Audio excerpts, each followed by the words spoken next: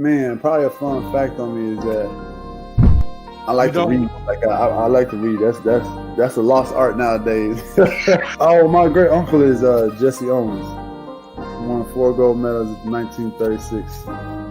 I always want to leave people with this, man, to all the viewers and everybody out there, man. Make sure you guys finish your story.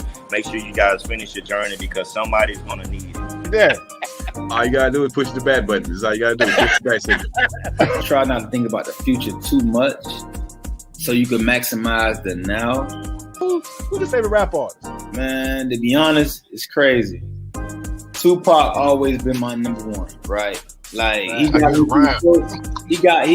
me through so much stuff, but Lil Wayne has been in the modern day. I said, what does it really take? What does it really take to be great, Drew? And he looked at me and he was like, you really want to know? And he was like, to be honest, everything you did to get here, you need to be consistent times 10.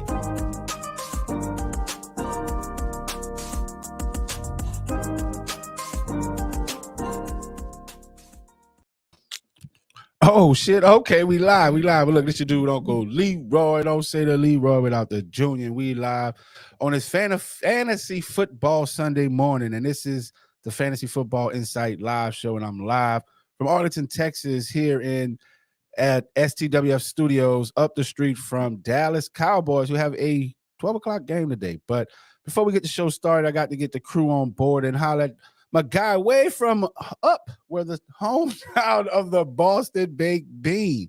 Man, it is too early for me to be making all these mistakes. But, man, let's get my guy, too, on here, man. What's up? It's early, man. It's football Sunday, man. The tail game's begun. The madness has begun. You know what type of Sunday it is. So, no mind the mistakes, man. You're here.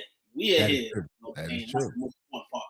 That is true. I like that, man. I like the energy coming in. I like the sun coming in from the window, man. It looks like a nice little photo setting right there. I like that. Yes, man, you know what I'm saying? I might take a few pictures afterwards, you know what I'm saying? A few pictures with Jerry in the game after the game, hopefully. But you know what I'm saying? How did they go? Talking about pictures, man, we got our guy, Jake, not from State Farm, in the building. What's up, everybody? Hey, man, cooling. Like we were just talking about taking a picture, then we bring you on, and you sporting New England Patriots, man. And these guys have just been like on a zap-tastic run these past days, weeks. And now we get Mac Jones. Yeah, you know what it is. Hold on a second. Hold up. I messed it up. I forgot Yeah, I got to set the mood for Mac coming back. We already know he's back. We're excited for him. I think that they down there in Gillette, they already got the song ready for when he pops out.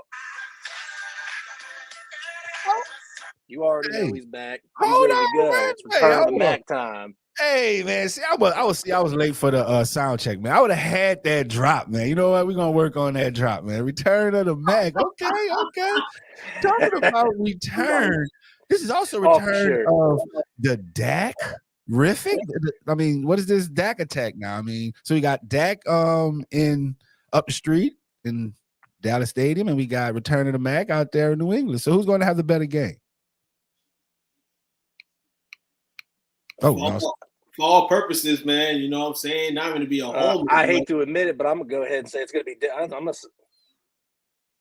it's a Dak game. I mean, we're all looking for it. The world's looking for it. It's going to be a complete different for this week. Man, look like you might be using all your bandwidth playing that Return of the Mac.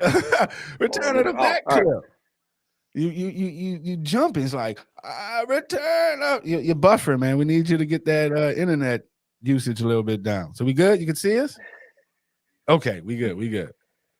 But all right, so I can see you. We're all good. Can you see me? Yes, sir. All right.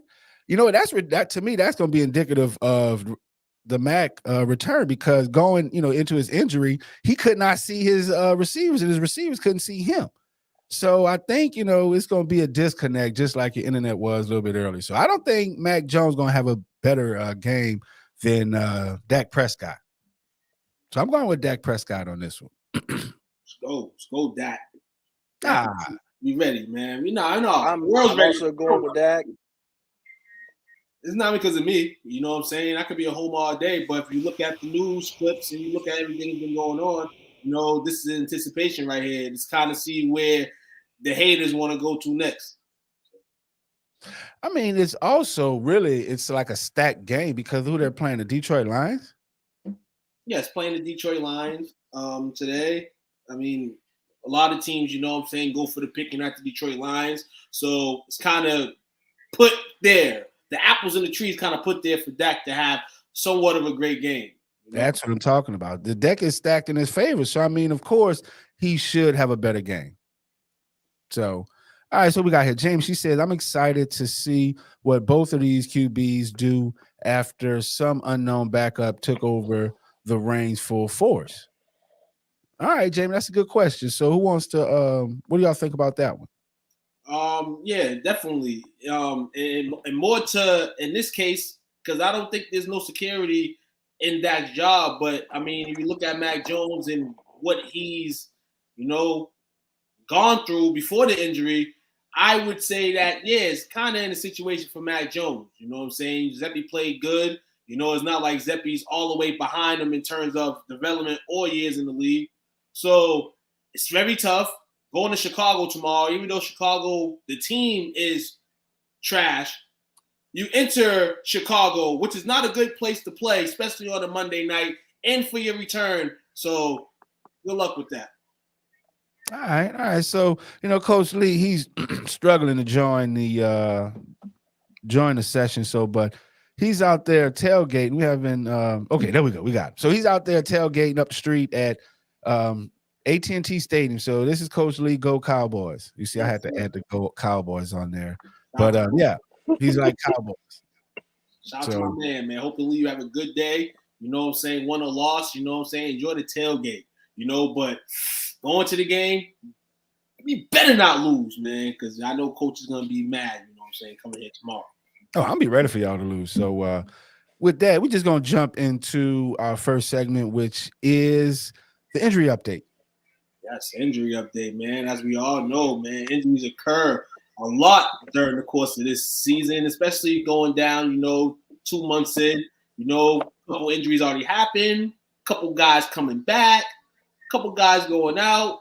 As we all know, every week, questionables. Me and Jake just spoke on the West Coast schedule, and he talked about Keenan Allen, questionable today, but he's been questionable the last few weeks. So it's kind of hard with that West Coast timing, to get that down cracked. It's kind of like you got to pick somebody before him, but if he's your best player, you sit there and wait. It's kind of crazy. Yeah, I don't run that type of regimen. I don't run that type of regime over here. You know what I'm saying? It's next man. We are not waiting on him. And if you out too many times, you are getting cut. Like, I play no games. And, Keenan Allen, he's one that's on the bubble because I'm tired of playing this game. I now expect him to be out. And so now I'm actually got my team, my strategy throughout the week to prepare for him being out or for me to switch him to the injury reserve slot. So to me, if you're waiting on Keenan Allen, you should definitely find someone else because he's not worth it. And honestly, Justin Herbert hasn't been that great of a quarterback to get him the ball like that because the distribution has been there. So, he's looking for Mike Williams. So when Keenan Allen does come back, he's just going to disrupt things. So I would definitely find other alternatives. And there's a lot this weekend coming up for the wide receiver position. But so before we get into the actual updates, do y'all have any notable ones that y'all want to talk about? Notable one, your fantasy football lineups. My fantasy football lineups right now. There's a bunch of questionables, man. From Keenan Allen to just a bunch of wide receivers and all. This ain't no questionable. Hunter Renfrow, he's a questionable guy. You even got, I believe I have my field goal kicker. I don't know if I was reading wrong. Nick Folk, it's questionable. So there's a lot of like you said, a lot of people that are questionable. But on mine, one that hit me this week was J.K. Dobbins. He, that was a big one for mine. I got him on a couple fantasy football teams, and for him to go on injury reserve that quickly, and I kind of think it was maybe predicted because Gus Edwards recently came off of on the active playing roster. Then they also had Kenyon Drake, and shout out to those who picked him up last week because it looked like now he might have the starting position. So, all right. So we got Anthony Price. He says if somehow Zappy keeps playing, Mac Jones might get traded next year. That's a bit of a reach right there, because it's easily to jump in someone's car that's already oiled and set to go. It's just playing. He's not feeling the pressure. There's no pressure on him. So I don't think, I think Mac Jones, hopefully he'll come back and get things together, but I don't think he'll get traded. They put too much on the line for Mac Jones. James, what do you think about that? I also think that Mac Jones is just having like a tough transitional year. He came in and he had Josh McDaniels last year, who's an offensive genius. And then he leaves, goes to Vegas, and they bring in Joe Judge, who's a special teams guy, and Matt Patricia, who is a defensive guy. You got Patricia running the offense, and then Joe Judge working with the quarterbacks. Zappy came in blind. He's a rookie. So, of course, he's, yes, coach, do this. Okay, I got that. Do this, do that. He's fresh. He's a complete blank slate. So he's going to go out there and perform just as good, if not better, than Mac, because Mac's in a transitional period. He was used to what he was used to last year. It's just a transitional process. Mac will slowly get better, and the only thing he just doesn't have to do is give up the ball and have turnovers. If he does that, the team's good enough to win. The defense is good enough to carry, and the offense is there, to be honest with you. They're weak at tight end because Hunter Henry's not as good as he is, and Jonnu Smith fell off for some reason. But the offensive line is good. The receiving core we have is great. We have two good running backs that can both run the ball as long as Damian Harris gets healthy. But Ramondre Stevenson's a great number 2 to have because he just runs the heck out of the ball. So, no, don't close the chapter. Don't close the book on Mac.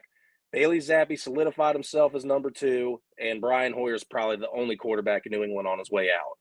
Yeah, I agree. And, another one that went fast was Carson Wentz. I got Carson Wentz. I picked up Tyler Heineke. I picked him up in anticipation of Carson Wentz getting hurt. But another one that was shocking was Russell Wilson.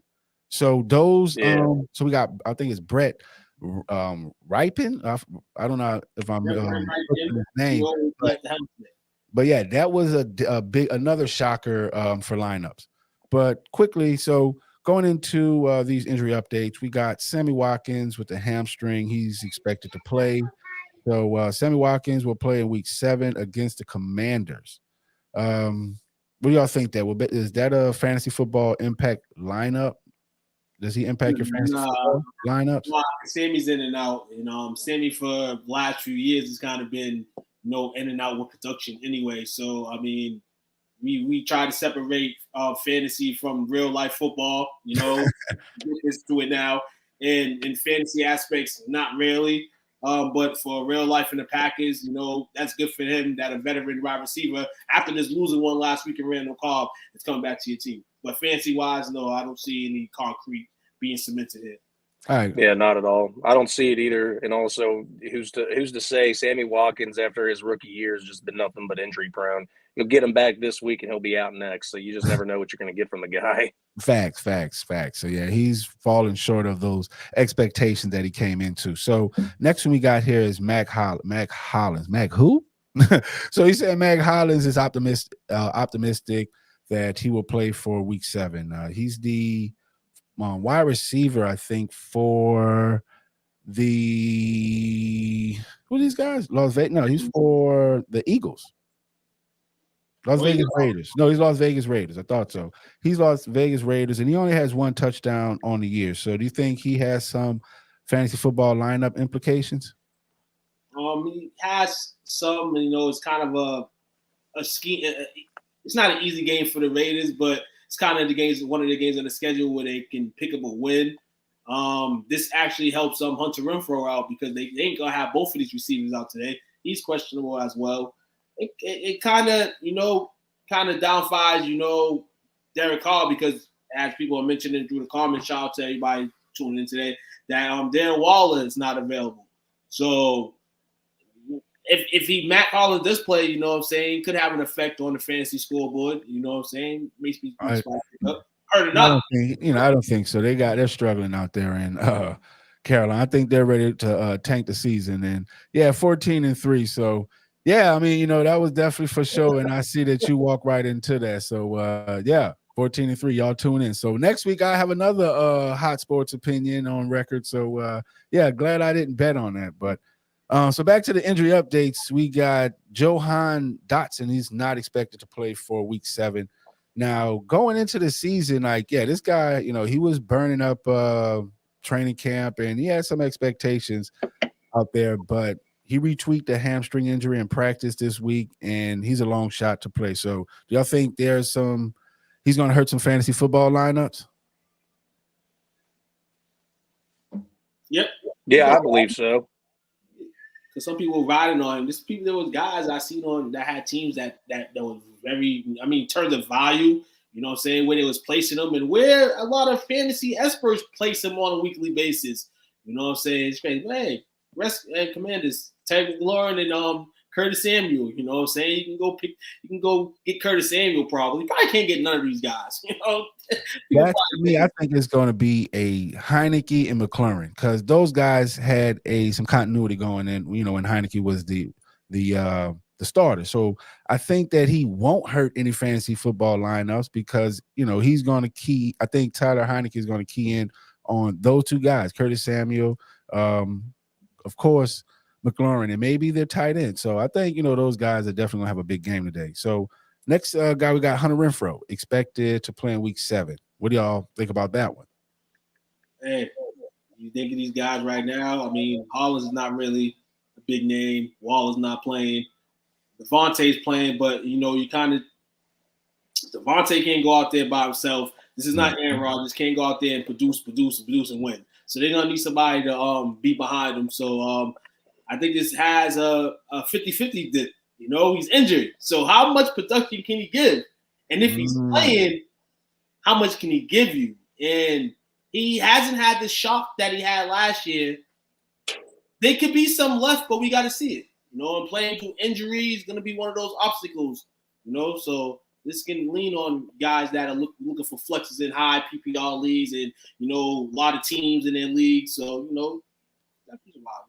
All right, it's also not an easy injury because it's the hip, so he's not going to be able to do all the turns and anything that he's used to being able to do. So if you don't have anybody else, I'd say play him, but he's due for a really good week because the 3 weeks that he's played, he's only produced 5 points, 10 points, and 6.5.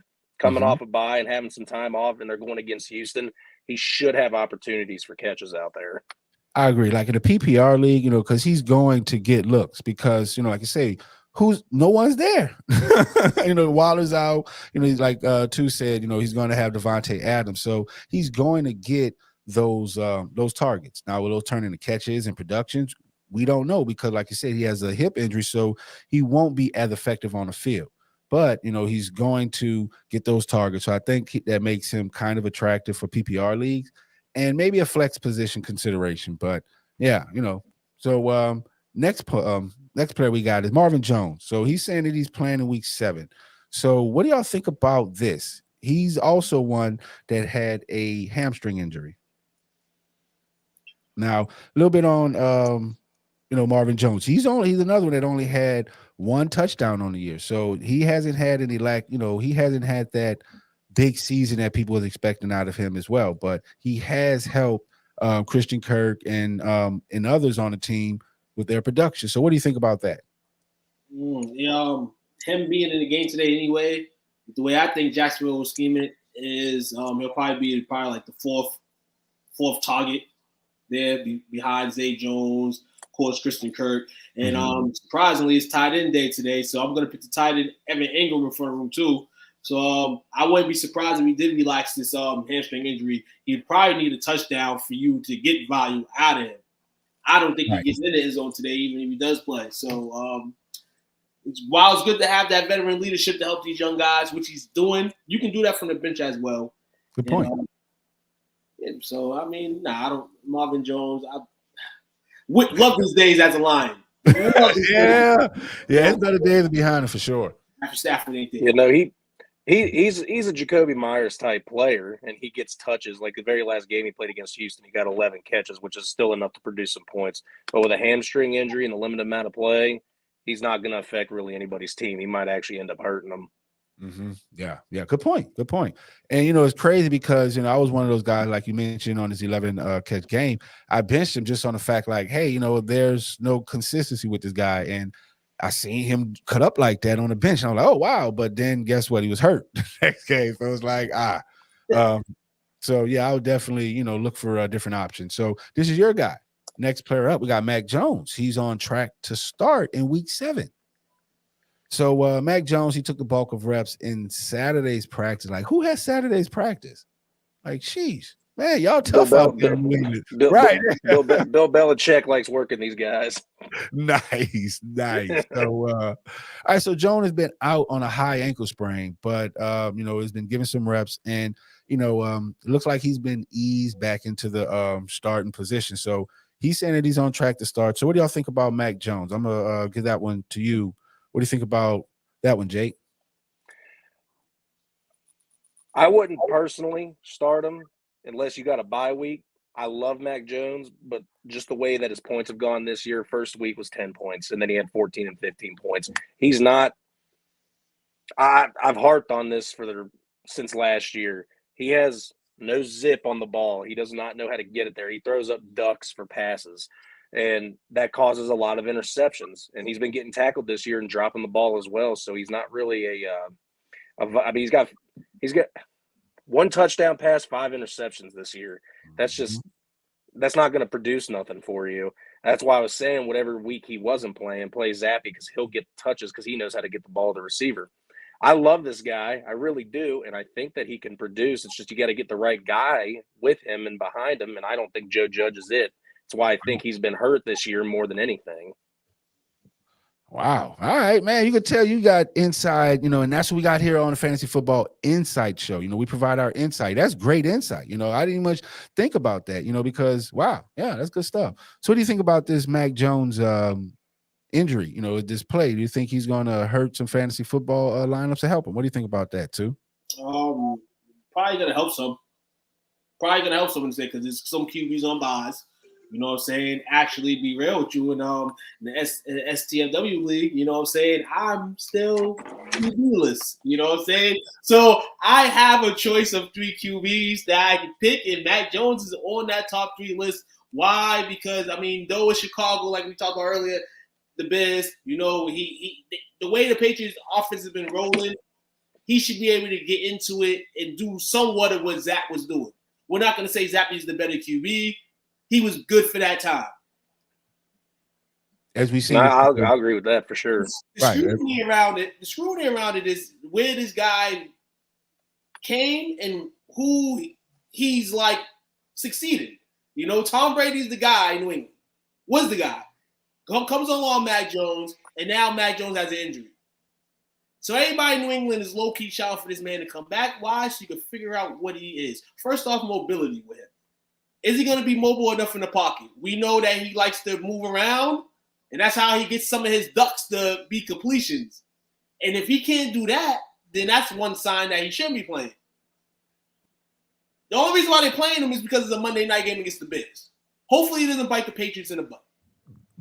To be honest with you, I really wish that they'd sit him again because the high ankle sprain is sometimes an injury, just a spring, mind you. A high ankle sprain is sometimes something that needs surgery. And this is a lingering injury that can go on for weeks and weeks and weeks. I know it's Monday night. I think they should have sat him again this week. But he's a baller. He wants to go out there. He went to Bama. He's got that Saban blood in him. Mm-hmm. He wants to go out and he wants the game. And that's the dog in him. That's why I think Mac Jones is a really good quarterback. But he just has to get some more things mechanically down. But I think one more week of, resting, healing, get that ankle on tap would have been fine. Bailey Zappi has been playing his butt off and been doing really good the last 2 weeks. Why not let him have a Monday night game against Chicago? I don't see a problem with that. Right. The fans either. Because at the end of the day, just ride the hot hand. You know what I'm saying? Yeah. Just ride the hot hand. And, y'all are playing Chicago. That's a gritty defense that, you know what I'm saying? They play gridiron rough defense. They play gridiron rough football. So, yes, they're going to get those chip shots. Yes, they're going to get those cheap shots. Cheap shots. So, if Mac Jones ready for that type of football? I wouldn't think so. I should let him get some more hits in practice and let Zappy at least play another week. I think that would be the better decision. But yeah. I mean, plus Zappy's prime and ready. He's ready to go. He's seasoned. Yeah. He's in the game. He's game ready. Mac's not game ready. You're throwing this guy into a cold primetime football game. I think it's just a recipe for a disaster. Facts. But let's get Bill Belichick is him.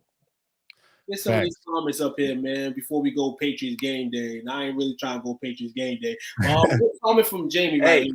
She's been sneaking Monday through Wednesday is the freaking undisputed show. I don't want to hear it. Right. On our Sunday, you know what I'm saying? We don't want to be hearing about the Patriots who play on Monday. We got a lot of games. But Jamie, all right. Your wife has a lovely question. Which would drop? Which would you drop, Knox or Waller? I'm hurrying for a tight end, and I'm thinking of picking up Ingram from Jacksonville. Ingram could be a possible choice. Another possible choice I've been looking at this guy, too, is Ali Cox from Indianapolis. He's a guy that's kind of becoming Matt Ryan's, some type of security blanket when he needs one. So I will be looking at Ali Cox from Indy if you can pick him up on your roster as well. Actually, what's his name? Clonkin as well from the Jets. You know what I'm saying? Maybe a sneeze ball game in Denver today, but somebody's got to score on offense. And the tight end day, tight ends, man, it's tight end day. Happy tight end day to everybody, man. Get your tight ends at a premium today and hope they score. Hope the QB's a nice one. I'm gonna bite it off for this one. So if I was in your league, I would pick. You drop any of those guys, I will pick them up. Yes, 100%. There's a reason why you're able to pick Evan Ingram up off the waiver wire. Darren Waller is a first rounder, no less than a second round draft pick in fantasy football lineups. He's a definitely high tight end. Knox, he's definitely going to get his looks. Either if it's not now, it's going to be later. So I wouldn't go jumping on the Ingram train because they're a running team. So I would definitely not jump on Ingram. I would just ride with Knox. He's still playing. So we got here Wilson Jr., Myers, Wendell Robinson. Can only choose one PPR flex. Who wants to take that one? I'm gonna be Patriot here. I'm gonna go Myers. Wendell Robinson, shout out to him, man, trying to make his name with the Giants. They play Jacksonville today. Regardless of what we want to say about Jacksonville, their defense is respectable. You know what I'm saying? I expect Daniel Jones and the Giants, they're going to keep the game close, man, but they're going to rely on that running game. You know what I'm saying? And the legs of Daniel Jones to extend plays. Hopefully, Robinson gets that. But I'll go Myers. Wilson Jr., we know what the 49ers have done this weekend with the acquisition of Christian McCaffrey. And they're looking not Patriot-ish back in the day, but the roster is beginning to be stacked for a team that was really putting up no points anyway. So I wanted to see how this works. So I'll go Jacoby Myers. I agree. That's a really tough pick, to be honest with you, because Jacoby Myers is a great receiver who gets touches when Mac Jones is playing. But Zappy was able to get him touchdowns. And also with Elijah Moore being sat out this week because of the controversies of this week, Garrett Wilson might be getting more touches this week because he'll be on the field, actually. Yeah. So I still got to go Jacoby Myers because he's going to get at least 8 catches today. Yeah, that was good insight on the Garrett Wilson. So we got Jared Tappan, Christian Kirk, Deontay Johnson, Jacoby Myers for flex. Kirk has been disappointing as of late. I'm a Christian Kirk owner as well. So I'm who wants to take this first? This is really, really, really interesting right here. If I take it, I would say go with Christian Kirk just because Deontay, they have a quarterback issue. Pickett, he's been running the ball. He looks nervous in the offense. He still needs time to settle in. And Jacoby Meyer, he's still that guy, we just from the last comment. But Christian Kirk gets more targets. And I've had high expectations of Christian Kirk, but like you said, he's been disappointing as of late. But yeah, I would go Christian Kirk. I'm gonna go. I mean, if I'm being honest, I'm looking at his point gets here, Christian Kirk, and I'm like, why isn't this guy gonna get started in any league if you have a guy? I mean, he's only had 2 bad weeks. Other than that, he's done pretty well. But as much as I love Jacoby Myers after seeing the stats, I'm going Christian Kirk. Facts. It's that guy. I'm gonna go to man in the middle. I'm gonna go Deontay Johnson. I'm gonna go Deontay Johnson. The Steelers need some type of spot. Back two of them, keep one. Some type of spot tonight, Sunday Night Football, to make, I guess, fans and people that are watching the NFL, not go to the NBA tonight because the NBA is in session. So Pittsburgh's got to do something. They did something last week against Tampa Bay. You know what I'm saying? But Trubisky was on that second half. And this is the thing right here. People don't realize. I mean, if we get to a situation tonight where Trubisky has to play again, him and Deontay Johnson's got to get through what they're getting through. Because rumor has it in their locker room, the reason why Mitchell Trubisky was benched for Pickett was because him and Deontay Johnson had an argument in the locker room prior to the second half of the game. It wasn't because he, by their means, was playing bad. They just got into a heated argument and then they just said, Pickett, you're going to start the second half.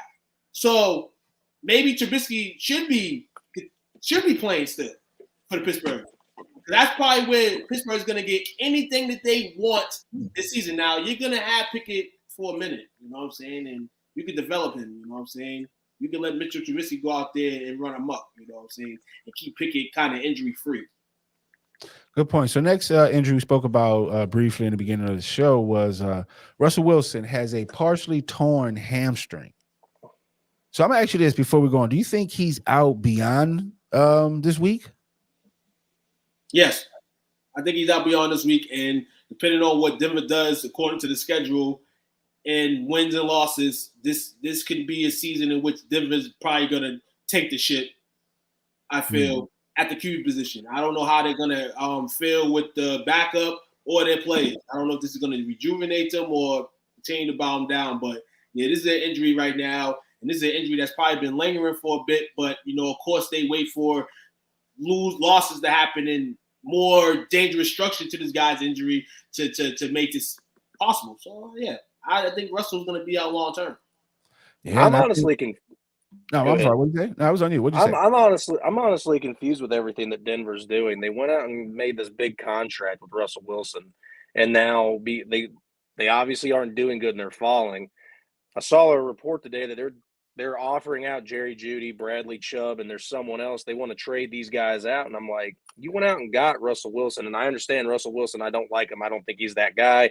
I think he's horrible. I think he just got lucky in Seattle with the defense that he had to be able to play with. And they're going to build around him, spend all this money, and you're going to get rid of a really good defensive guy that you have on the team. I think they were going to give up a cornerback too. I'm like, you're going to dismantle the team after going out and getting this quarterback that you thought was going to take you to the sunshine. And I'm like,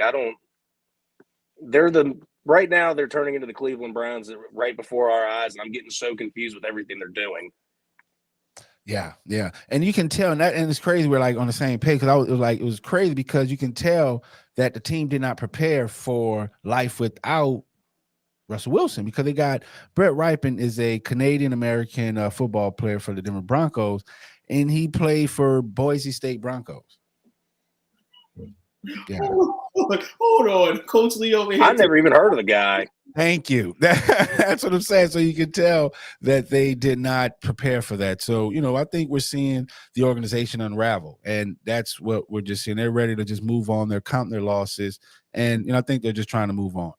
So I'd go for one of them quarterbacks in the draft, honestly. Go ahead and tank and get one of these quarterbacks coming out because there's going to be a decent quarterback class coming out this year. Yeah, agree. So what we got here? So Lee, he says, hey, Randy Gregory, how's that winning going for you? Who's that? Randy Gregory was the former Cowboy that couldn't start smoking weed, and then he had a great year last year.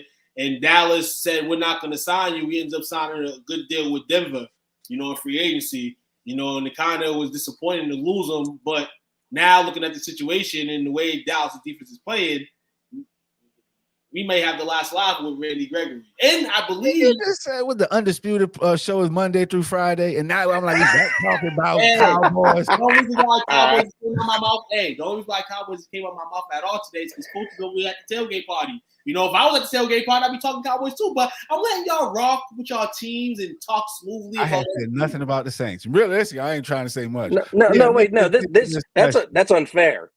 That's unfair because you're talking about the Cowboys. His team played Thursday. My team don't play till Monday. So how are we even supposed to talk about them? This ain't fair. Hold on, I'm giving y'all the lifeline to All talk right, about so- y'all miserable teams because at the end of the season, y'all might be outside the box when it comes to playoff time. So you know what I'm saying? You got benefit of the doubt.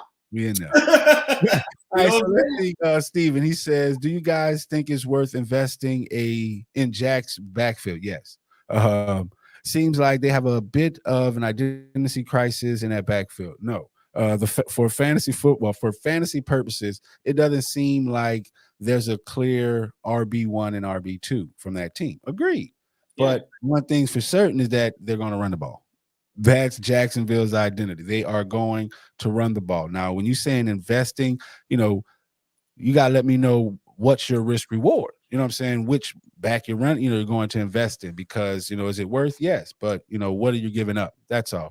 And let's get at Jamie's comment because I wanted to address that earlier. She said, move Waller to IR for this week so I didn't have to drop a perfect. See, that's the insight. It's all about strategy. It's not what you do, it's how you do it. So perfect. Yeah, perfect. Perfect. Now you're winning. So now you can ride that hot hand. So if I would say, like you said, get Collie. He's been hot on the waiver wire at tight end. So yeah, that's good. And by the way, thanks for tuning in, Steven. It's one of my buddies. Thank you for tuning into the show. Appreciate you. Tapped in. All right, so quickly, let's run through the rest of these these injury updates. We got Tyler Lockett expected to play Sunday against the Chargers. We know he's definitely going to help some fantasy football lineups. We got next one, Keenan Allen is a game time decision. He's droppable. You know what I'm saying? I'm tired of playing with this guy. Mark Andrews expected to play week 7. Definitely that's not a surprise there. The guy's a stud. He's a monster. So next we got here, DeAndre Swift, not expected to play on Sunday. So what do you think about just got that update? DeAndre Swift is out. Oh, he's not playing. Okay, so yeah, definitely y'all make y'all lineup adjustments for that one.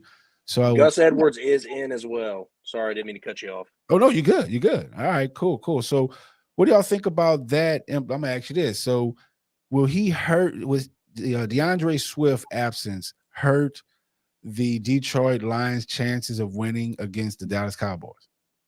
Not if you got Williams.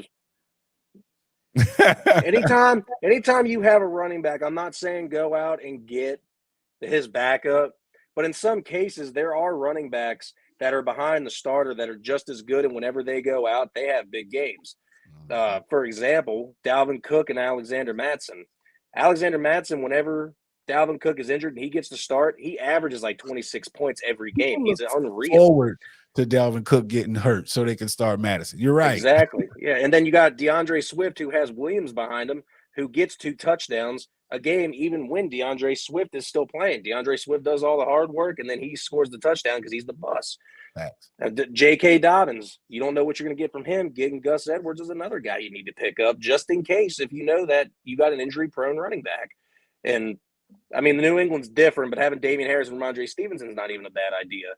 Having Kareem Hunt when you had Nick Chubb. I mean, there's so many options out here. Certain teams have good backups that you want to use and have, especially if that running back has an injury problem in the past. Nice. Great insight. So next player we have is Jalen Waddle. He's questionable for week 7. Now, this is one guy, I've drafted him with Tua because they had a continuity last season. So I know they were just going to go through the roof this season. So, yeah, and he's been having some fantasy football lineup. He's been hurting my fantasy football lineup when I'm starting him with freaking Teddy Bridgewater. So what do y'all think about this when he's questionable with a shoulder injury? He playing. Tua back, he playing tonight. You talked about continuity a few minutes ago. Hey, I'm back from injury, man. You come back from injury, man. They have to do this tonight, man. It's a crazy Sunday because that's the night game. You got Pittsburgh versus Miami. This is the return. We talk about the return of the Mac. We talk about the return of the Mac. It's the return of the Tua. Return to Tua. You know what I'm saying? And hey, last time we checked, man, Tua was doing real good, man, in terms of production for the team and all that. So it's very exciting to see what happens tonight. We just don't hope anything negative happens But Waddle's going to be playing tonight in my eyes, and he will have some impact because he'll have the left-handed quarterback throwing him the football. Yeah. All right. Next play, we got Van Jefferson is expected to return after bye. All right. So Jefferson has been on injury reserve with a knee injury, but so he's expected to come back after bye. So what do y'all think about that? It doesn't make any. I mean, yeah, it makes sense for him to come back. Obviously, the football player wants to play, but if that offensive line doesn't get better and Matthew Stafford doesn't get better, then how's this impact, his fantasy stock? You know what I'm saying? So, I mean, if he comes back and for some reason, it trinkles the offensive line and Matthew Stafford to play better, then yeah.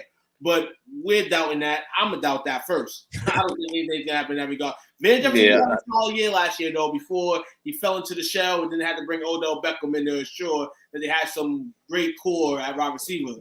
This year, you brought in that guy earlier in Allen Robinson, and he's not ticking right now. So it's kind of questionable on Van Jefferson's fantasy impact. Nah, I'm not. I was with you until the end. It does not matter. Van Jefferson coming back, it doesn't affect nothing because Matthew Trashford only throws to Cooper Kupp. If you guys think that Allen Robinson's not coming up, go watch some videos from previous games this year. He's only got averaging anywhere from 2 to 4 targets a game because all Trashford does is throw to Kupp. Only targets, and he's caught. If he has 2 targets, he's got 1 catch. If he's got 4 targets, he's got 3 catches. He makes the catches that are thrown to him. Stafford don't look for him. Allen Robinson deserves a lot better, in my opinion, because Stafford, his time was done. He's the sole reason, in my opinion, that I say Calvin Johnson retired early because he only threw to Calvin Johnson. So, no, it's Matthew Trashford's horrible. I can't stand him either. I love it. It's funny because I feel, as a Saints fan, I feel like this is the coming of the red BB gun. It's like, when you're losing, you look for anything as hope. It's like Van Jefferson coming back off injuries. He's supposed to be the Messiah. He's about to help the team win the games. No, because Matthew Trafford is tanking the whole team. He's tanking the ship. So I agree with you on that because I drafted Matthew Stafford thinking he was going to be a good or a decent freaking quarterback, and he's failed every week. And you're not the only one. A lot of people drafted this guy after last year because he looked around last year a little bit and actually got it to other people. Even the tight end was doing good. Higbee was doing all right. Agree. This year, very first 2 plays of the Dallas game, well, after the fumble, he threw it to Cooper Kupp twice in a row. I'm like, this is horrible. Why are you guys making the Cowboys look so good? What the heck? Hey, Hold on. There was a reason why they kept looking to Cooper Kupp, and there's reasons why that Cooper Kupp is getting looked to all the time. It's because maybe defenses that they're playing are that good against them. But Dallas and all their defense is good, so that's why we had one. I don't know. The catches Cooper Kupp had, he was toasting Diggs, but all right. Ooh, yeah. Hey, we've been watching football for the last 4 years, right? Cooper Kupp is the real deal. He really is.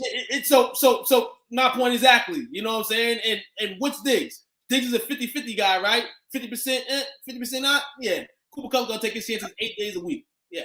But like I said, you keep that one side. He can't win games by himself at the end of the day. He can't win games by himself. So I'll be happy to have 200 yards on us. Diggs was locked down and did fantastic last year, and this year he's looking like Jalen Ramsey. No. You got to realize, dog. See, man, this is where Football Insights got to give you football insights. Diggs was the same play he was last year. It was just the numbers. Okay, 11 interceptions. Y'all made him look like as if he was one of the GOATs. No, this is the defense he's been playing. You got to realize he transitioned positions. So he's still in the transfer and trying to get everything right. But at the same time, he's competitive. He goes out there. He does things that you don't want your quarterback to do. But, hey, he's doing things. At the end of the day, we'll take 50-50. He's always 50-50 on defense. Yeah. So, all right. Not everyone's Brian Dawkins and Champ Bailey. I feel it. Right. Next player we got up is Joshua Kelly. He's been placed on injury reserve. DJ Shark with an ankle. He's been placed on injury reserve. J.K. Dobbins with a knee. He's also on injury reserve. And Gus Edwards has been activated from the PUP list. Nelson Aguilar listed as questionable for week 7. He's been nursing a hamstring injury, so it's slim chance, 50% that he might play. We got Kevin Bourne listed as questionable for week 7. Has a toe injury. And that is it with our injury updates. Injuries, man. Get your lineups picked together, man. We gave you some maybe some few the key whole guys. time. For the most part, man, get your team roster ready. Yes, because definitely do that, because don't be like me and wait until the end of the show and try to set your fantasy football lineup and you only have like 3 seconds. So with my first week on here, I made that mistake. We're going to take our first break, and we back with more of the Fantasy Football Insight live show. That was good with the people. It's Montreal McNeander, NFL linebacker for the Cleveland Browns and Grambling alumni. I had to come through today. Give a special shout out to my dudes over at STWF Media, the big brand, where you can talk sports with the other NFL players, fans in their Facebook community. You know what I'm saying? Y'all go get them boys a shout out. Go check out their page. And I promise you, man, you're gonna love everything that you hear and enjoy it.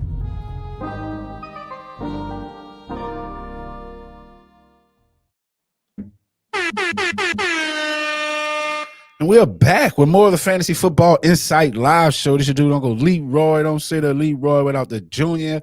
I got my Boston guys on here, man. We got Boston. I'm going to call it Boston, too. And we got Jake, not from State Farm, man. So we back for the second segment, the Start 'em and Sit 'em. So this is a segment that I like because to me, this is where it shows that you know what you're talking about. So back on this, the Undisputed show, we got Coach Lee talking about Diggs added another dimension to his game. Okay. So what's that dimension? Player recognition? Giving up deep balls.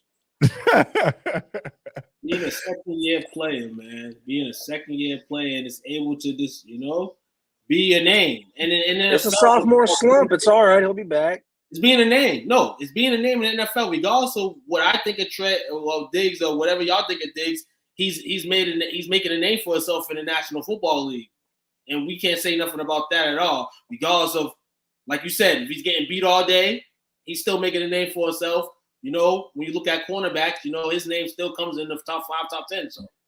Look, hey, I feel the sophomore slump. It's all smoke and mirrors the first year because no one knows what to expect of you. Mac Jones came out looking like he was going to be a next elite quarterback, and this year 1 touchdown, 5 interceptions. I mean, it's just there. Mac Jones has been a QB his whole life. Mac Jones has been a quarterback his whole life. So if you're 23, 24, 25 years old on a decline already compared to a guy that switched positions in college, then you're arguing about this, then I think you might need to drink some more of that Arizona. It doesn't make sense. All right, Skip Watt, we got this. Uncle Leroy, we start. We cannot get off these Cowboys. The start of the week. Can we talk about another player besides Diggs? The start of the week is Zeke who?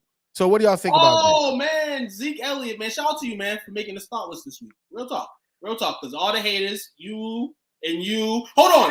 You and you. And hold on. Last time I checked last week, y'all said don't start Zeke. Yeah. I'm not going to start Zeke this week, but Zeke was a starter last week, right? he produced last week, right? Did he not produce? But you got to see how you inspire the troops. You said don't start him last week, and now he's the starter of the week. That's what I'm saying. Hey, he should be a starter this week. You know why? He's playing the Detroit Lions. Tony Pollard should be who ranks 23rd against running backs. He's still playing. So he's the start of the week because of the opponent. So Zeke, he has 386 yards, 6 receptions, 32 receiving yards, and 2 touchdowns. That sounds like an RB2 to me, bro. Hey, we'll take it. Hey, there's a lot of RB2s week by week that are starts of the weeks or sleepers. So, hey, this is a guy that's always healthy. Always healthy. Hey, guys, health is wealth, right? Say shout out to Smarter Fit. And, start Zeke today. Okay, thank you. Right. I'm about to say, geez. So, Jay, what do you think about that? Do you agree with that start of the week? Just because he's going against the Lions, yes. Oh, my God. All right, but you got Tony Pollard. So, I mean, if he's the start of the week, then I guess that means Tony Pollard would be a must start too? Of course. I mean, why not? They're gonna be running down these guys' throat. What was that 2 weeks ago before the Patriots absolutely blasted the Lions? They were the best offense and the worst defense. Now they're back to being the worst of everything. So yeah, absolutely, start them both. All right. So, and guess what? So, as the start of the week for the quarterbacks, who we're gonna start with? They say Dak Prescott. Dakota Rain Prescott, I would absolutely start him. Talking about fluffing the stats, bro. Look, I can't ever get things to go my way like this, bro. I'm telling you. I mean, Dak Prescott comes back. He's playing against the Detroit Lions, who ranked 24th against opposing quarterbacks. So are y'all starting Dak Prescott? 100%. No need to, all right. No need to ask you two. So what do you think? Ask me. Real talk. Yeah. No, I don't want to ask you because you're gonna have a whole song and dance. I'm not gonna start him. I'm not gonna start him. You know why I'm not gonna start Dak Prescott today? Because I said I'd start him. No. Because I'm not gonna just be a homer and just throw buys at everybody else that's in this position. You know, I talked about Mac Jones and how they might be rushed tomorrow. You know what I'm saying? Then maybe rust on Term Dak too. You know what I'm saying? Hopefully the rust is early in the game. You know what I'm saying? Because if it is throughout the game, then guys like you will come on here and talk about Cooper Rush should start next week. So at the end of the day, no, I ain't gonna do that to you. I normally just like doing the whole poke the fun at you because it's funny and it's great to get you, all riled up. But the thing is, realistically, look at this. Dak Prescott's coming into the best situation he can. He's going against the Detroit Lions. Cowboys are riding high. They went 4-0 without him. And he was, he was there. He was supporting. He was helping Cooper Rush. He wasn't being a Brett Favre. He was actually supporting the quarterback coming up. That's not taking his job because there's no coming up, but the quarterback that needed to hold the team down while he was gone. He's got the best case scenario to come back to where everybody on ESPN tomorrow is going to be talking about it's like Dak never even left. And then he's going to end up, going against where we at. He's going to end up going against Chicago next week and look like a scrub. Exactly. That's what I'm saying. I'm like, I can't get those type of things to go my way, like in my favor. But next game we got Derek Carr going up against Houston. What do y'all think about that? Is he a start or a sit? So I didn't realize this. I went back and looked at a couple people that went against Houston. There's a lot of people not doing good against Houston this year with, throwing interceptions and everything, and I didn't even realize it. But Derek Carr's realistically only had one bad game this year, and he is, coming off of a bye. He's rested. Everyone's a little mad because of what happened with the Devontae Adams thing.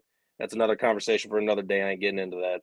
But I think he balls again. I think he's going to go out there and actually get the ball around. Josh Jacobs could be huge too today. But yeah, I'd start him. Go for it. Yeah, I think he's a start because Houston ranked second against quarterbacks.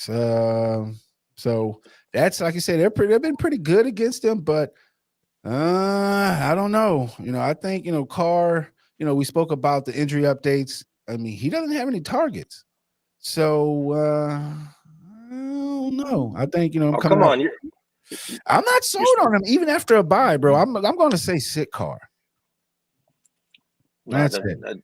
My wife's going to have to go watch the football game somewhere else. She just said something nice about Dak Prescott. I don't like that. All right, so next we got Matt Ryan for the Indianapolis Colts, and I think he has a full stable, so all his guys are coming back from injury. So what do y'all think? He's going up against Tennessee, who ranks 25th amongst quarterbacks. Is he a start? No, I am not starting Kirk Cousins. Matty Ice. Damn, man. I know you got a soft spot for him because of BC. These two QBs that's playing in that game, period, man. Him and Tannehill. I mean, Tannehill's one of those three guys potentially that could start for me today. So I'm going to say don't start Matty Ice and hope that Tannehill, because I might have to pick him, balls out. You know what I'm saying? Holy crap. I didn't even know that. It is a battle of the Kirk Cousins today. Now I'm gonna start Matt Ryan because he's coming off his best game of the season. So he got his confidence up, and to me it was against a similar type of stingy type of defense where they have some pretty good cornerbacks. So I think he's gonna have a good game. So I'll start Matt Ryan.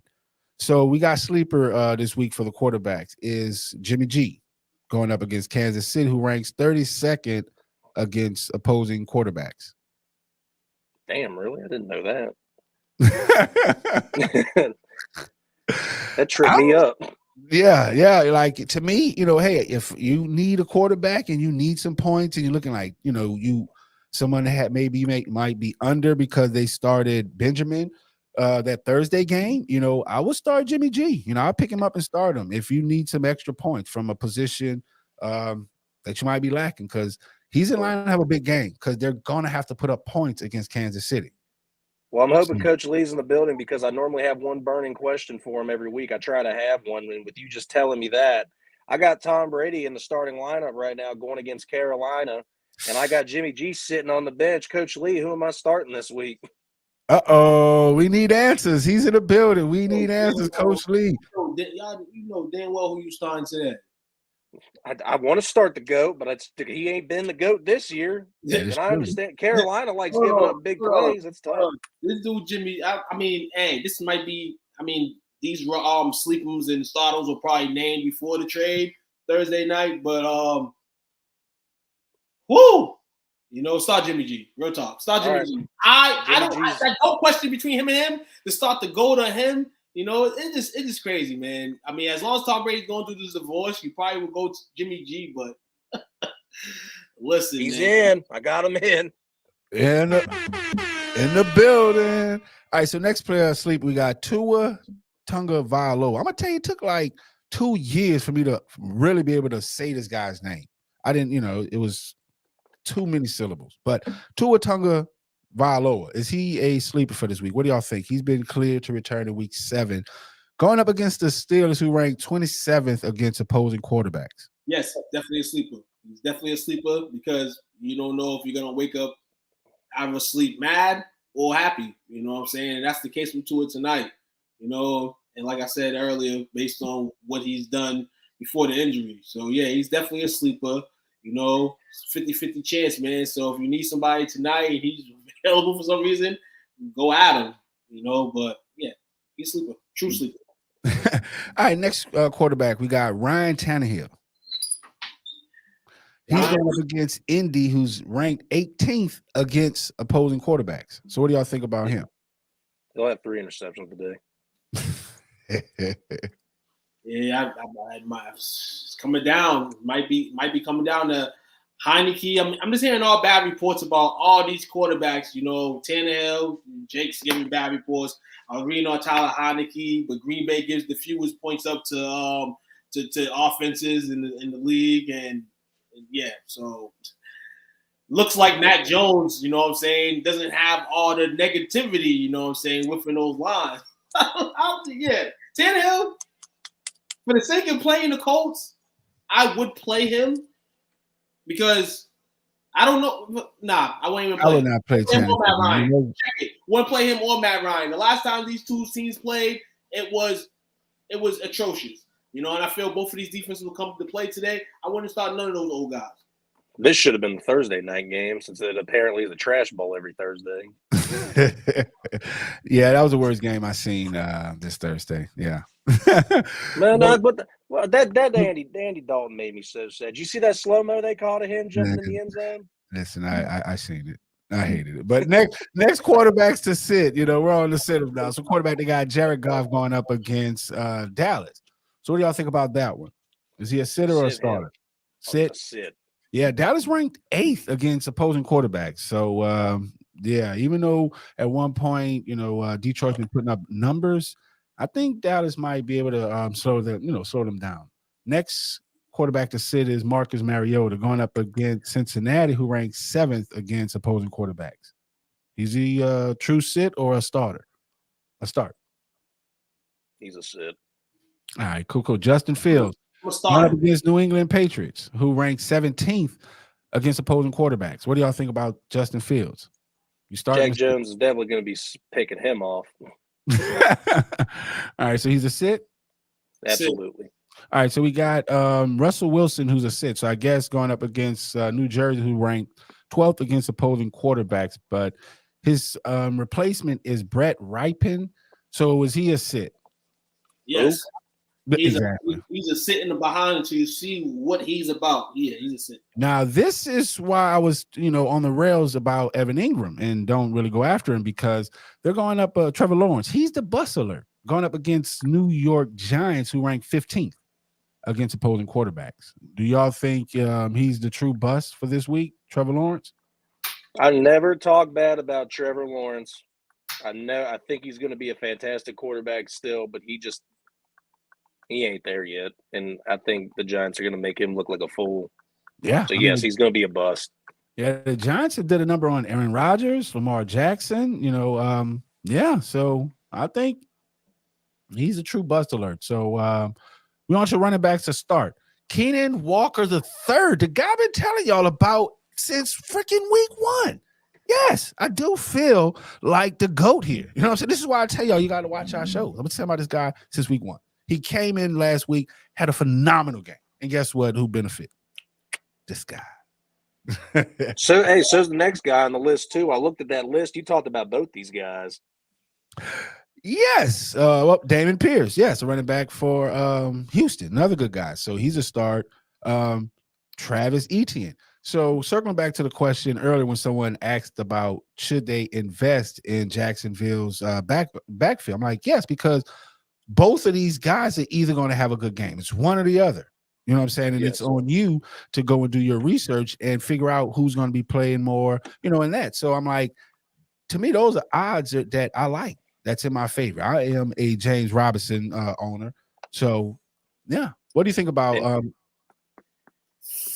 Yeah, man, this dude has it wrong. And I mean, one guy who would want him to start ringing and then say, is Trevor Lawrence. Former teammates in college. You know what I'm saying? And I think this is where this QB1, QB2 situation kind of goes into question here in Jacksonville, because if they're both playing at the par, they can have a blowstering backfield, for a team that has to run a lot, And today at home, both of these guys are gonna have to carry the shoulder and load of Trevor's a bust, and he's not gonna perform, and the Giants have taken these big colossal names out, you know what I'm saying? Trevor, and like I said, Trevor needs more time to develop, you know what I'm saying? It's not gonna be an easy road for him. And like I said last week, this Jacksonville organization, man, regardless if it's Urban Meyer or Meyer Urban, you know what I'm saying? It's a Jacksonville Jaguar. You know what I'm saying? At the end of the day, dog, they gotta crawl before they walk. You know what I'm saying? Travis Etienne, last week the Giants got burned by Kenyon Drake. He looked like they had him looking like Kenyon Drake of his great years. So, so the potential is there. So I think that they're gonna have to lean on the run game in order to establish the passing. So next running back, to start is Najee Harris, who's going up against Miami, who's ranked 22nd amongst running backs. Now, this guy to me has been one who has not performed to what his expectations are. And I think he's maybe one of the guys who's mostly offered or traded in fantasy football lineup. So what do y'all think about Najee Harris, the running back for the Steelers? Now, for the first 4 to 5 weeks, he definitely was nothing. He wasn't doing anything that he was putting up last year. I don't know if they've had a bye. I think they played last week and he finally got a touchdown again. I think he's starting to get some confidence back. I did not have him starting last week, and it sucked because I could have used that touchdown. But if he's starting to get a hot hand again, and he's going to go against Miami, who are, kind of beat up on defense, but they're still doing all right. Mm-hmm. I think that he could get a few more touches this game, and actually, if he's getting the hot hand, he's starting doing good, just like Travis Etienne right now has the hot hand. I'm starting him this week just to see what happens. It's kind of a relaxed breather off from based off last week. They played Tampa Bay Buccaneers. I mean, before that game, their defense, Tampa Bay's defense, you know what I'm saying, do what it do. Najee Harris it's a little stiffer of a defense this week in Miami. Yeah, I'm starting Najee Harris. He's probably their only offense. You know what I'm saying? If he's questioning about the QB and how the receivers get the ball, he's literally the only one that's probably gonna score out this bunch. You know what I'm saying? Or if the tight end it's tight end day. You know what I'm saying? So the tight end, boom. Oh, yeah. And one thing, like with scheming, because like I said, I'm a scheme guy. The only thing that Najee Harris owners have to be worried about is the game being taken out of his hands, meaning they have to rely on the pass because Miami, is running the scoreboard up, and they have to throw the ball to keep up. So that's the only thing. So I agree. I would definitely start Najee Harris. So for the sleepers, we got Brian Robinson Jr., the running back for the Washington Commanders. I gotta get that right. So what do y'all think? Is he a sleeper? Yep, he's a sleeper, and he's been for someone that's dealt with. He's came back, strong. You know what I'm saying? Came back to what the critics were saying, that he was going to be the top guy for the Washington Redskins running back spot, and he's playing like it right now. And you got Heineke in there that had success with a lot of those skilled players last year. I think Robinson's street little thing can continue. You know what I'm saying? With Heineke there at the QB. So, yeah, it's some good upside for me. So, to me, this is the number one sleeper. We got Kenyon Drake going up against Cleveland, who's ranked 32nd amongst running backs. So, what do y'all think about Kenyon Drake? I give him a start. Yeah, I would. That's what I'm about to say. If y'all looking for some points, go and get him, because one thing for sure, that the Cleveland Browns, they're not going to run the scoreboard up. They're not going to pass the ball, throw 50 passes a game. So their scheme is to run, and that's going to give the opportunity for touches to Kenyon Drake. So I would definitely start him. Next one, we got Kareem Hunt. Is he a sleeper? What do y'all think about him going up against Baltimore? Sleeper every week because he has to be up. He's a sleeper every week. Yeah, I agree. That's their scheme. I don't get it. How can a team be so proficient at running but can't defend it? For real. It has some two of the best running backs that go, to ever hit the NFL. So that is a great freaking question. For real, there's no comeback for that. For real. All right, so the next one we got AJ Dillon. Is he a sleeper going up against Washington Commanders, who's ranked 16th amongst running backs? Yep. Yeah, because Green Bay loves using both of them. They run those two running backs over there in Green Bay. You know what I'm saying? The chunk of their offense comes from them. Them running backs. With Aaron trying to find some soft pillows in his receivers. AJ Dillon's a sleeper for today. Depending on what Aaron Jones does, he can either get in cutting that, or they both can have good games. So that's see, now this is what I was talking about when guys was like, should you invest in Jacksonville backfield? Yes. Now, would you ask me that for Green Bay? I would be like, no, because it's too much of a crapshoot, because it'll be all AJ Dillon, all Aaron Jones. It's hard to gauge these guys. So yeah. But I think Aaron, AJ Dillon might, he's going to have a good game this week. So running backs to sit. Clyde Edwards-Helaire. Chiefs are actually sitting them too as Pacheco, is getting first team reps, and he's going to potentially get the spot tonight. But in all, I don't believe I don't believe in any of the Chiefs running backs based on their system and their scheming. And this is why I feel like running backs have not had their good share of, stardom in Kansas City, because of the way they run their system. I like this. But one thing I could say is, for Isaiah is, you'll have your first few games where you can be hot. But that's when Kansas City is going to give you the ball when you're first starting.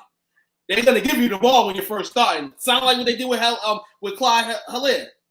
Last year, Dan Williams, Barry Jones. I like this. And then the system hit, and then it's like, so this week, yeah. But other weeks going down, man, you might want to look at that and say maybe not. Yeah, no, I'm completely with you, Taquan, because I haven't believed in a Kansas City running back since Kareem was there. So, yeah, and Kareem went to another team and became a backup. That shows you I believe in their system. Darren Williams, every guy that won fantasy football throughout the time had a running back from Kansas, because they passed the ball. Just like with, what makes the Green Bay Packers running backs good. Because, when they had Aaron Rodgers doing his thing, because the defense has to back up. They cannot play forward. They cannot rush the ball. Can't happen. So Isaiah is a guy that I've been telling y'all to put on your radar. And now that he's starting, just because of the system he's in, definitely got to pick him up. I wouldn't say you're about to go 3 for 3, ain't you?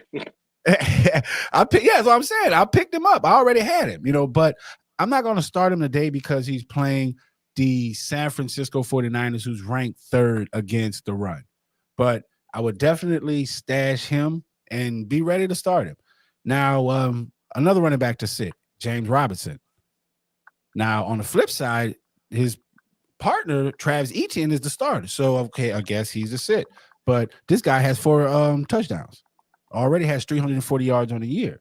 So, well, it's awesome to have 2 really good running backs and have a 2-headed monster. Just look at how Cleveland did it. I mean, when you have a 2-headed monster at running back, and you could almost argue that the Bengals have it too with Joe Mixon and Samaj P. Ryan too. But having I ain't gonna lie to you, I lost my train of thought. What running backs were we talking about? Having a 2-headed monster with James Robinson and Travis Etienne. Yes. Travis Etienne has the hot hand right now. But at the same time, James Robinson knows how to run the ball hot and heavy too. So if Etienne starts to fall off, that's when you get a guy like James Robinson in there to pick up his flack. And they don't do the 2-headed monster idea. They just ride the wave with who's got the hot hand. And right now, Etienne's got the hot hand. But if he starts to fall off, we're going to put Robinson back in and see what he's got right now. Because they know what he got. They know what he can do. So yes, agreed. Next one, we got Melvin Gordon. Yeah, I think we all know he's been sat down, little boy. So Latavius Murray, guy that said go pick up early in the season once he showed his face when he was on the practice squad. So y'all definitely go get him. Next one we have is Raheem Mostert. He's playing the Steelers, who's ranked 22nd against the run. What do y'all think? Is he a true sit? Yeah. I don't know. Last one of these weeks, he had an amazing game, and I'm starting him, and I started him in place of Enoch Benjamin for the Arizona Cardinals because he's the top dog right now. And, we don't know how much they're going to put onto his arm. So Raheem Mostert, he's coming from the Niners, and he's coming off a pretty good game. So I think, I got him in my flex position. I'm not going to lie and say I got him as a starter in my running back, but he's a flex. So I like Chase Edmonds more than Mostert because Mostert's got a bad knee still from last year. So I don't know. I think Chase Edmonds would get if we're talking percentages here, Mostert's probably going to get 65% of the work, and Edmonds will pick up the rest of the flack. But it just depends on how healthy Mostert can stay really throughout the year. Facts. And it's funny because someone in the league dropped him, and I picked him up just that fast, freakishly fast. All right. Hey, I lied. Hey, I messed that up, by the way. You'd be going 4 for 4 with that Kansas City running back because you did call the Arizona running back too. Yeah. Thank you. I'm glad. Hey, I'm glad people keep track. You know what I'm saying? Like, yes, you see, I win. I tell people that exactly. So thank you. You specialize in running backs. I'll give you that one. Because that's what win leagues. Exactly. All right, Buster Lurk is David Montgomery. Going up against New England, Don't say that. Who's ranked freaking 4th against opposing running backs. That defense is good. Oh, really? Oh, here we go. Couldn't wait for that. But yes, impressively so. But that sucks for me because I really have no other running back to play, and I'm playing David Montgomery this week because I don't think Damian Harris is going to get enough play because I think they're going to start Stevenson after last week, and Damian's still kind of hurt. But I got to play David Montgomery because I don't have anybody else. So I'm hoping he can at least get 1 touchdown. If you can get 1 touchdown, I'll be safe. It's really nice. So I mean, a lot of people come a little bit, betterly prepared for the big life. But David Montgomery plays bad at home. Yeah, I was trying to hype him up. It was Monday. No, I'm with you, but he plays bad at home, and it's in Chicago. Right, that's the worst thing. I wasn't going to say. I appreciate the help there, but it's just it's too much to overlook sometimes. He is honestly really bad at home. That is true. All right, so moving on to our wide receivers to start. So we got DeAndre Hopkins, who made his debut against my freaking Saints, who's ranked 27th. In my mind, who I would say was a top 10, top 5 freaking defense. But I digress. Yeah. So, hey, by the way, too, thanks for looking at that trade I sent you. Oh, sorry. I gave him everything in the kitchen sink for DeAndre Hopkins, and he said he didn't even look at it. It expired. I looked. That's how I knew what it was. But yeah, it's like, I can't. I don't. Yeah, look, I knew I don't look Hopkins at- was coming making a debut. I'm sorry. I apologize. I apologize. I don't look at trades, and it's been a very long week. A lot of times, no bullshit. When people come to look at trades for me and try to trade, I look at it and I'm like, most of the time I'm like this. So it's kind of like if I did it 3 times, you're probably going to receive the same. And I might not even tell you like sorry or anything. Just like this conversation right here, I'm just gonna look at you and be like, Jake, damn, I feel bad that I didn't open the trade request, but I'm sorry. You know what I'm saying? But DeAndre Hopkins is up for trade. You know what I'm saying? If anybody wants him. Definitely. Well, yeah, it's 100% for DeAndre Hopkins because game's over. So yeah, he was 1 yard, a couple yards short from 100 yards. we were talking about stashing.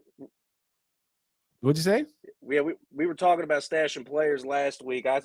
We were talking about stashing players last week. Am I coming through? Yeah. All right. We were talking about stashing players last week, and I stashed DeAndre Hopkins for 6+ weeks or 5+ weeks, whatever it was. He comes out and gets me 20.3 points in his first week back in 2 different leagues. I am happy. Yeah. Let's see how long that lasts for, because we did see Kyler Murray blowing up on the sideline. So to me, he's trade bait. So I definitely, his stock is up right now. So I'll get ready to trade him. Next guy we got to start is T. Higgins going up against Atlanta, who's ranked 31st against the opposing receivers. What do y'all think? Is he a true start? I think he's a star. The guy that I gave to talking about trades, guy that I traded away. He's been having a rough season. But he's about to come on. Yeah. I mean, it's the Atlanta Falcons. So I think they should be okay. But you're right. I think he's coming on as of late. But next player I want to talk about is Alan Lazard. Guy traded to Coach Lee, who was underappreciated at the time. He didn't see his value. But I think he's seeing him now. He has 4 touchdowns on the year, 20 receptions. But he's going up against Washington, who's ranked 28th against the pass. What do y'all think about, receivers? What do y'all think about that play? I thought about a Packer, but I didn't think about Lazard. Shout out to Dobbs. I like Dobbs today. All right. So next player, we got Brandon Ayuk going up against Kansas City, who's ranked 29th against opposing receivers. What do y'all think? Is he a start? Start that man. Man, it's gonna be a lot of mouths to feed in San Fran. Yeah, it is. That's the thing too. It's gonna be a lot of mouths to feed, definitely, and it kind of, like I said earlier, looks kind of patriotish. You know what I'm saying? Where you're not gonna know every week who gets these touches. You know what I'm saying? And that's not good. True. I'm gonna start. You're absolutely right. But the thing is, not finished. Oh, go ahead. Not finished. No, go ahead. No, the thing is, yes, you got a lot of mouse feeds, right? But the thing is, you're gonna have way more people to move around, and when someone's getting too closed up, you got more people to throw to. No, I mean that's why if you look at New England, we got Nelson Aguilar. They've been doing this all season, and they haven't. Do what? What's the point average? Realistically, we're gonna sit here right now. How he might change the dynamic of how they do things, but do we think they're gonna put up 15 extra points a game because they have Christian McCaffrey when they've been struggling to score anyway? Yeah, I mean, because at the end of the day, when you make last-minute moves like this, blockbuster shows to me a form of desperation. You don't trust your guys. So I think I'm going to start, and that's what I was going to lead to. I'm going to start Brandon Ayuk just because they're adding more people. So, just like at your job, when people, you start training, people start getting on your shit. You know what I'm saying? So hopefully, this guy gets on his shit. I think that, it might be a big game. So next player, we got Deontay Johnson, the Steelers wide receiver going up against Miami, who's ranked 23rd. I think we spoke about him earlier, but are y'all starting him or sitting? What do y'all think? I'm starting Mr. Johnson, man. Like I said earlier, man. I'm starting Mr. Johnson. All right. What do you think about that, Jake? You starting him? Who was it? I was looking at Ayuk stats. My bad. What was that again? Deontay Johnson. You starting him? Going up against Miami. Probably not, because Xavier's going to be covering him, and he's got the best option. I think Claypool will get more action than him today, so I'm not starting him. Facts, agreed. And, there's troubles at the quarterback position. So some sleepers. We got Alec Pierce going up against Tennessee, who had a breakout game with this last week, or one of these whenever he played. But yeah, recently had a breakout game. So is he a sleeper? What do y'all think about that? Yeah, sleeper. Been going up in fantasy. He's 100% a sleeper. Nice. All right. Quickly, we got Josh Reynolds, who's a sleeper wide receiver for the Detroit Lions, going up against Dallas, who's ranked 18th against the opposing wide receivers. I feel sleeper. One thing I can say about my Cowboys, your receivers are going to catch him a little bit. You know what I'm saying? So if Josh is in that spot today, he may be that guy. Yeah, all right, good point. To me, he's no more than like a QB3, but leads to another player that may have a little higher ceiling as a sleeper pick, Michael Gallup. What do you think about him? Your Dallas Cowboys going up against the Detroit Lions. Yep. Yes. Everybody Cowboys a sleeper today because they're gonna have somebody to wake them up. So I mean, you're gonna wake up mad, you're gonna wake up sad. We don't know yet, man. But everybody that's a position player for the Cowboys is on sleeper alert, and it may not be in the best way, but for this offense, yeah. I think you start. He's a sleeper just because the continuity was there with Dak and Gallup. Just like with Cooper Rush, I think it was a Brown guy or something like that he was thrown to because those guys spent a lot of time on a practice squad with each other. So with Dak coming back, I definitely think you should get Gallup in your starting lineup. So quickly, we got Wan'Dale Robinson. So he's a sleeper going up against Jacksonville, who's ranked 19th against wide receiver. What do y'all think about him? Is he a sleeper pick or a sit? Sleeper start, sleeper sit. What do y'all think? His ass. Sleeper sit. Yeah, I'll let that sleeper dog sit too. What do y'all think about Hunter Renfrow, who's going up against Houston, who's ranked? Sit. Start Slim Shady. Start him. He needs it. Hey, I'm just hoping and praying because we don't want to see last year go to waste. You know what I'm saying? That's why I say we don't want to see last year go to waste. We want to see a little bit of production today. We will see it. Start. All right. So we got wide receivers to sit. Drake London, the Atlanta Falcons wide receiver going up against Cincinnati, who's ranked 10th against opposing wide receivers. What do y'all think? Is he a sit? If I'm not wrong here, I believe he's the number one wide receiver there in Atlanta. So yes. I think that means Cheetah Awuzie is going to be on him, and Cheetah's no cornerback to be sleeping on. So I'm sitting him. I don't want any wide receiver really has a good chance when they got Cheetah Awuzie as their main defender. Hey man, you know what? Shout out to you for being able to say his name twice. I can't say that fool's name once. So, you know what I'm saying? You're the true GOAT for that. But, I'm definitely sitting Drake London. He's been absent as of late. He's had a, very quick start, but he's been gone since of recent. So we got another quarterback. I love the quarterbacks. Another wide receiver to sit is Jerry Jeudy. I think it's safe to say you can sit everyone in a Denver Broncos uniform, with the exception of maybe the running back until they figure out the quarterback position. Curtis Samuel. You got something on Jerry Jeudy? Yeah, no, I definitely sit him. I went out and grabbed the Jets defense, and I had them starting in 3 different leagues this week just because of how much I love them against Denver this week. Yeah, as I open up my phone and change my lineup and find me a defense. Thank you. So what do y'all think about Curtis Samuel? Is he a sit? Curtis Samuel, no.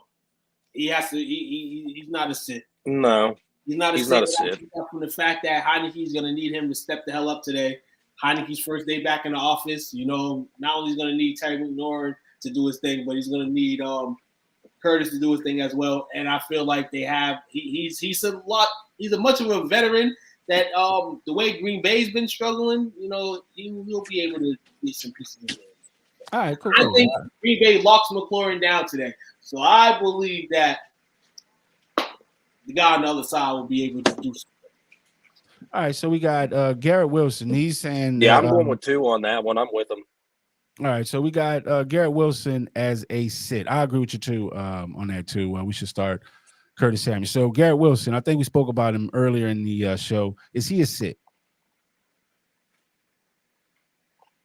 Yeah, it's I gonna be. don't He's a think wide so. receiver for the New York Jets going up against Like I said, with Denver Bronco, who's ranked 4th against opposing wide receivers. Sittle.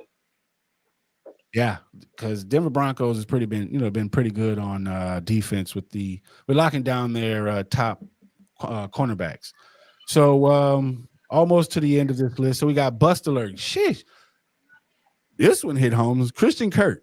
So he's going up against the New York Giants, who's ranked number 1 against opposing wide receivers. So what do y'all think about that? damn, really? Yeah, I was like, wait, that one just kicked it. Yeah, kicked in. Yeah, a lot of this Giants stuff is kicking in. Like, what? They have a good defense. What? They're winning games. Oh, we haven't crucified Daniel Jones yet, which is coming soon. So overall, if the sun's shining bright today on the Giants, we're gonna let it shine bright on them today. You know, the question is, going down to Florida, is it gonna change that aspect? You know what I'm saying? I think so. But we'll get to that in our next thing. All right, so tight ends. This is tight end week. So we got tight ends to start. Robert Tonyan. Quickly, just go through this list. David Njoku's been having a great season. Evan Ingram, he's one to start. And going to our sleepers, they got Dale Bellinger is a sleeper for the New York Giants. Hunter Henry, he's woken up as of recent for the New England Patriots. Hayden Hurst, who's I think he's emerging as the true number 1 option in Cincinnati. And tight ends to sit, Mike Gesicki. Man, shout out to Mike Gesicki on his horrible, gritty effort. Y'all definitely got to check that out. We got that in the group. I sent that over to my guy Gritty, man. He was embarrassed on that. But they got Tyler Conklin. He's Conklin. I can never pronounce that guy's name right. The tight end for the New York Jets. They're saying he's one to sit. And Cole Kmet, the tight end for the Chicago Bears. I didn't know the Bears had a tight end. For real. And this was a guy that I picked up a couple weeks ago who's been paying some dividends, but they're saying he's a bust. I got him starting. Is TJ Hawkinson, the tight end for the Detroit Lions. So what do y'all think about that list? I'm surprised on the TJ Hawkinson. I'm surprised on that. Same. I would low ball start him today. You know what I'm saying? And figuring if we think the Lions are going to struggle, where the points are going to come from. When I feel like teams are going to struggle, I feel like it's easy to go to that tight end position. You know what I'm saying? Because there'll be probably one twice in the game where you'll be close to scoring, and you got to use that to your advantage, man. Big guy, you know what I'm saying? Rated one of the best guys in the league. Still been struggling though. It's all around that offense to Detroit. You don't never know what you're gonna get. You know what I'm saying? And then injuries are hurting them too. So, you know, for being the guy that's been there and healthy, I think he'll get his share today in Dallas. All right, so before we take our last break, we got Marcus Valdez. He says half point PPR: Pittman, Waddle, Jonathan Taylor. One wide receiver, one flex. Hold on, wait. I was because I have to go back to that Jonathan Taylor, the flex. We talking about Jonathan Taylor, the running back for the Indianapolis Colts, who had the most running backs, and Damian Pierce. Man, you got why these guys aren't starting? Right. What's your team like? Who's the other guy? Who's the other running back? Yeah, I'm like, bro, you got all the hot hands. To me, that's great options to have. But Jonathan Taylor should be a starter. Damian Pierce should be a starter. Pittman. Hey, Waddle out. I think he's on the cusp to play. He's questionable, but so with that, I would go, maybe Waddle as a flex. 4-man league. Wait, oh yeah, right, exactly. Is that a 4-man league for real? That's a great team. But I'm gonna just go with the players I would start: Jonathan Taylor, Damian Pierce, and Waddle. That'll be it. Who y'all got? I'm gonna go to 2 running backs. This is the eye test for me, and just the way it's worded. I'm gonna just go to 2 running backs. I mean, no, damn, he has to pick one receiver though. So damn, Waddle and and that's when it's hard. It's damn, do I go Jonathan Taylor against the Titans defense, or I go Damian Pierce, man? I'm gonna go JT. JT ain't been having a good year though. That is true. That's Yeah, that's why JT ain't had a good year. I'm going. Who you got? Yeah, no, JT ain't had a good year. I'm going Waddle and Damian Pierce. Yeah, I definitely agree with you on that one. But yeah, it's hard to stop. Like you say, it's hard to bench Jonathan Taylor. But yeah, so that's the end of our stardom sit-em, and we're gonna take this break. We got to pay some bills. We got to drink some water. All this talking, man. It's like, sheesh. But look, we'll be back with more of the Fantasy Football Insight. Arizona's gone. What's up, guys? It's your boy Gritty checking in. This Friday I'm live with STWF Media, man. Little interview coming soon with everybody. Y'all tune in, man. We got some big coming. Let's get it.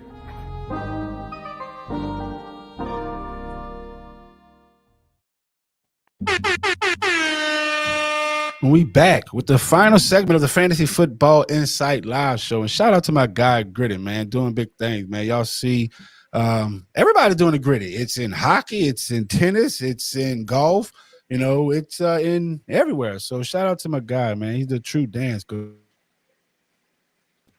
But that brings us to our final segment, which is one that I like myself because I get to show that I know what I'm talking about. And this is the game picks. So, first game we got Atlanta against Cincinnati. Who y'all got? I'm gonna go Cincy. On this. This is a reminder though for anybody that takes these games seriously in terms of the money and bet line. The Falcons, I believe, still have not lost against the spread.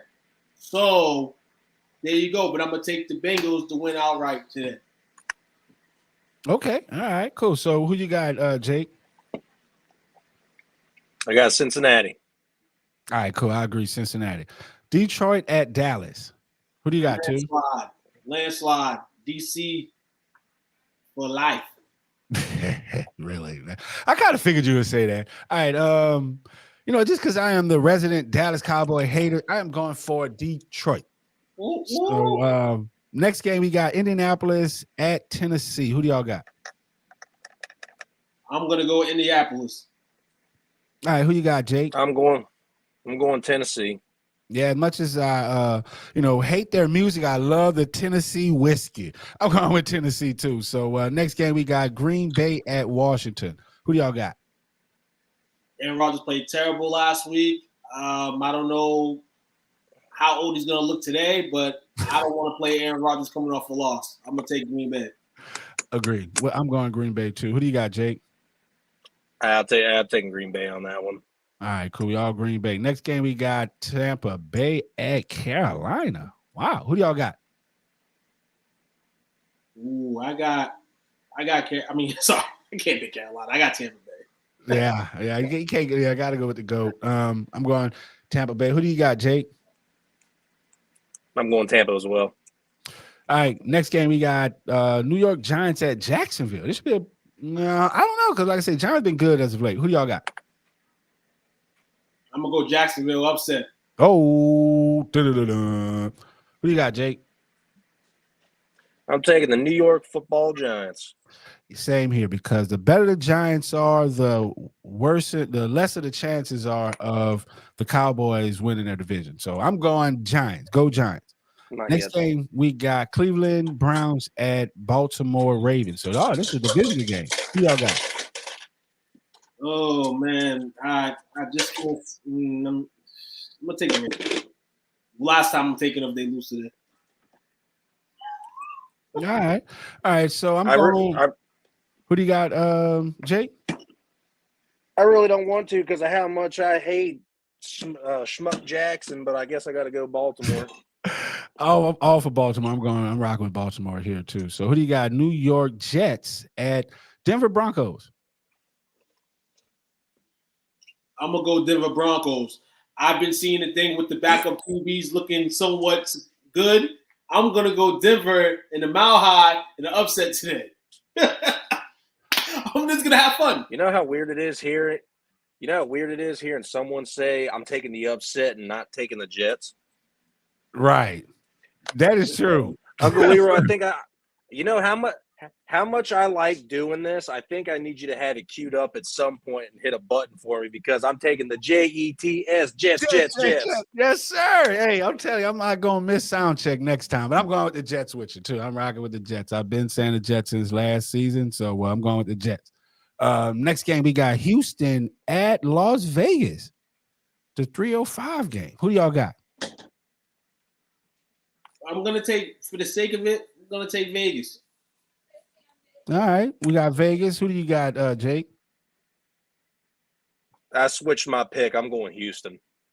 Yes, sir. That's who I'm going with. The upset. I'm rocking with Houston. I don't think, I think the Vegas has gotten too comfortable. So I'm going with the Houston. Texans. Hey, since y'all that confident, if y'all in bet states, take the bet. I just talking for TV. But go ahead. Nah, we're not allowed to do that in Ohio. Yeah, I can't do that. We're not allowed to do that in Ohio. I'm sorry. So next game we got Seattle Seahawks at Los Angeles Chargers. So who do y'all got? This is the type of game that Gino can, like y'all saying last week, Gino was gonna go crazy and all that. Chargers. Yeah, give me the Bolts. I'm rocking with Gino, man. I've got, Gino done found his swag, and we seeing, and it's at the expense of Russell Wilson. So, yeah, I'm going Gino. I'm rocking with the Hawks. So, next game we got Kansas City at San Francisco. This is a pick'em, right? This is about to be a pick'em. The way this game is. I was looking at the line. I said, "Yeah, hold on. I know they lost to Buffalo last week, but damn, y'all going to disrespect Kansas City like this? Though I know the game's in San Fran, I'm going Chiefs." Ooh, all right. So who do you got, Jake? Well, I don't like picking against the greatest quarterback of our time playing right now, Patty Mahomes, but I never go against Jimmy G when he's playing. I got the Niners. I'm with you on the Niners too, because they got, they got new spunk in the locker room. They got CMC. So he's gonna bring that new enthusiasm, like, hey, shit, I'm finally out of a losing organization. So I think that's enough to get those guys the confidence that they need to win at home. I'm going Niners. Let's go. Bang, bang, Niner gang. Next game we got Pittsburgh Steelers at Miami. This should be an interesting one. Who y'all got? Miami gets back on a roll. Good for the fans to see that Tua is back tonight. Praise that nothing happens crazy. I'm going to go Dolphins. Dolphins, easily. Who do you got there, Jake? Crickets? Yeah, I got Dolphins. I got the Dolphins. Cool. Next game we got, Dolphins, you hear me? You hear me? Yeah, let's talk about it. Upset. You hear me? Come on. Bears win on Monday night. Bears win on Monday night. Stop the Mac Jones and Zappe controversy on Monday night going into Tuesday morning. Bears in the upset. Justin Fields will outplay Mac Jones. I'm liking that this game is between these two guys. Justin Fields will look somewhat good on the field Monday night because of who he's playing against. That guy on the other side. All right, so I was gonna say, New Orleans got Arizona that game and passed, but this game, are you done? Jake Chicago at New England. So who do you got, Jake?